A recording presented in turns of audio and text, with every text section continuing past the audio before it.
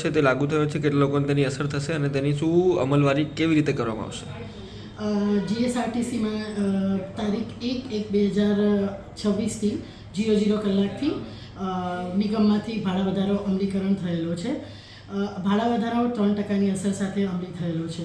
જેમાં આપણે જોવા જઈએ તો લોકલ સર્વિસોમાં કુલ મુસાફરી પૈકી 85% મુસાફરો એ દરરોજ અંદાજિત 10 લાખ જેટલા 48 કિલોમીટર સુધીની મુસાફરી કરે છે, જેમાં 9 કિલોમીટર સુધીના મુસાફરીમાં કોઈ અસર થવા પામશે નહીં. 9 કિલોમીટરથી 10 કિલોમીટરથી 60 કિલોમીટરમાં ₹1 જેવો નજીવો વધારો થવા પામેલ છે. તદુપરાંત એક્સપ્રેસ, ગુર્જરનગરી, એસી સ્લીપર જેવી વિવિધ પ્રકારની સર્વિસોમાં ક્રમશઃ 1, 2 અને 3 કિલોમીટરના સ્ટેજ પ્રમાણેનો ભાડા વધારાની અસર થવા પામેલ છે. આ વર્ષમાં આપણે જોવા જઈએ તો એક વર્ષમાં 13 બસ સ્ટેશનો અને ડેપોનું લોકાર્પણ કરવામાં આવેલું છે.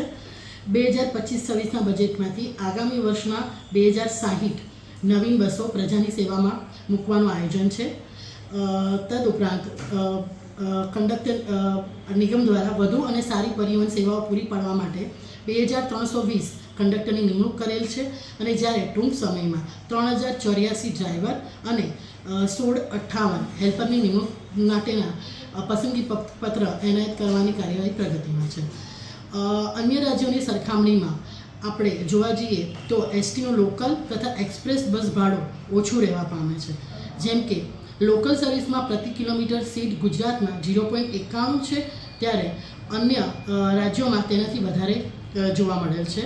અને એક્સપ્રેસ સર્વિસોમાં પ્રતિ કિલોમીટર સીટ ગુજરાતમાં 0.97 ની સામે અન્ય રાજ્યોની સરખામણીમાં એમાં બી ઘટાડો છે.